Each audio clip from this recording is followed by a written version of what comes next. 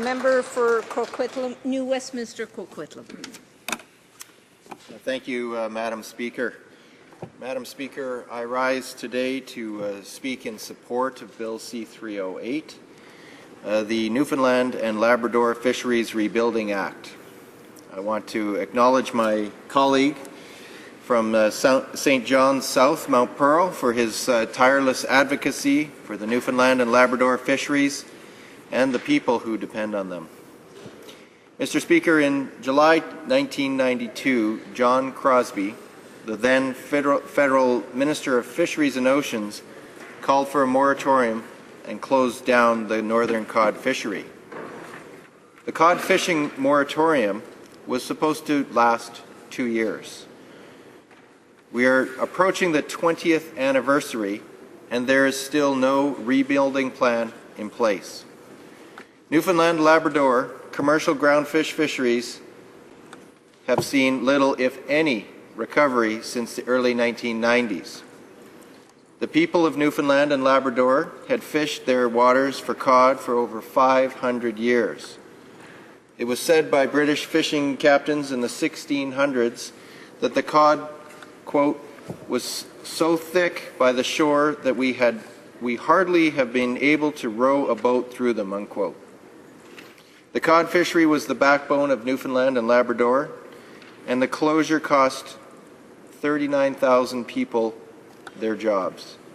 It devastated coastal communities who have yet to recover. This was the largest layoff in Canadian history. Approximately 80,000 people have left Newfoundland and Labrador since the cod fishery collapse. Mr. Speaker, the East Coast Report, an interim report tabled in the House of Commons by the Fisheries and Oceans Committee in 1998, helped to frame the social and economic implications of the collapse of groundfish in Newfoundland and Labrador.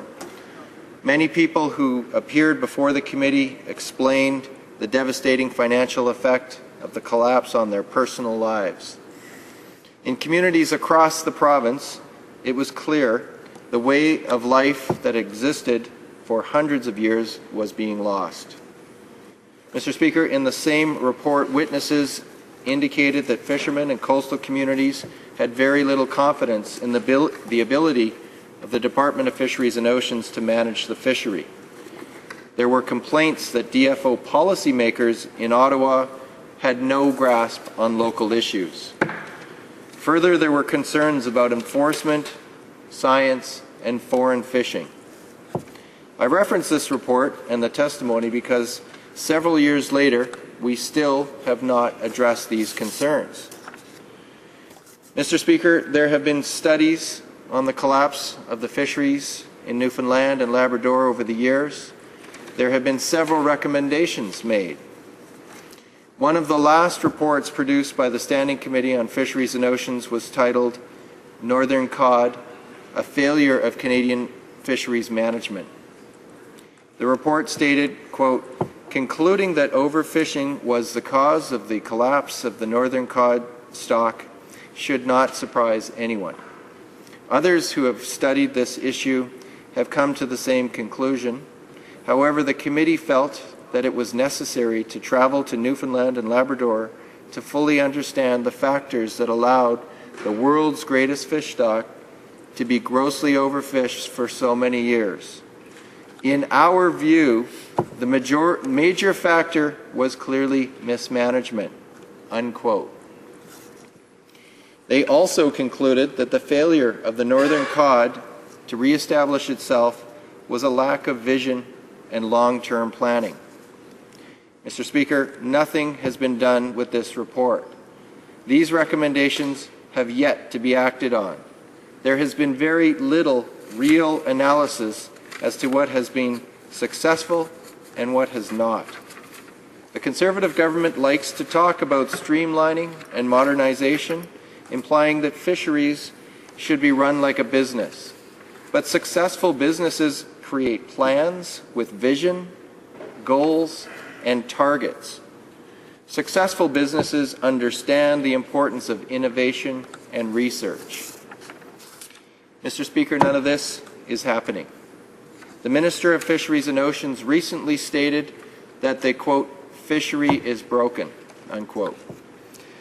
However, rather than implementing the recommendations from the 1998 report and the 2005 Standing Committee on Fisheries and Oceans, this government is moving backwards and making cuts to the department, including science and enforcement.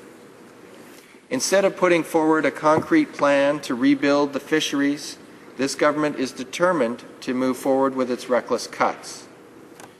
Mr. Speaker, we need to take a serious look at the future of Canada's fisheries and our many coastal communities and their local economies. This bill provides a real opportunity to take a fundamental look at the direction of Canada's fisheries and how we might rebuild our once great fishery. Hans Rollman, a Newfoundland columnist for The Independent, wrote, quote, "In short, this is not just an inquiry to lay blame for some long over historical event. This inquiry is about our future. If this does not happen, we will be unprepared, uneducated, and unable to meet the demands and challenges of our future world and economy," unquote. Mr. Speaker, it could examine DFO enforcement programs and determine whether they are truly underfunded or ill-equipped to deal with current problems or future problems, like our changing ocean ecosystems. The inquiry could examine the environmental impacts of fishing technologies, the distribution of inshore and offshore quotas, the quota allocation system, and allowable catches or limits. Mr. Speaker, it could inform the Minister and the Department what type or scale of fisheries we need, or how we move forward to a truly community-based fishery based on cooperative management.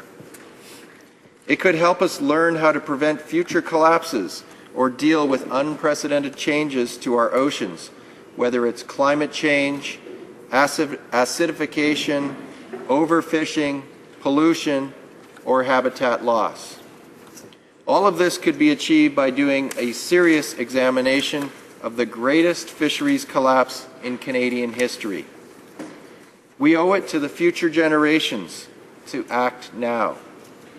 That is why this bill must pass. Canadians deserve an inquiry that will pose real solutions and rebuild what has been lost.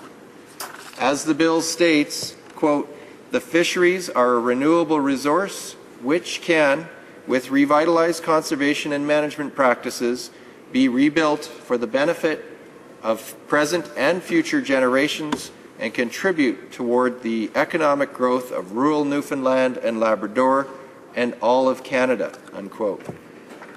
Mr. Speaker, I urge all members of this House to support Bill 308. Thank you very much.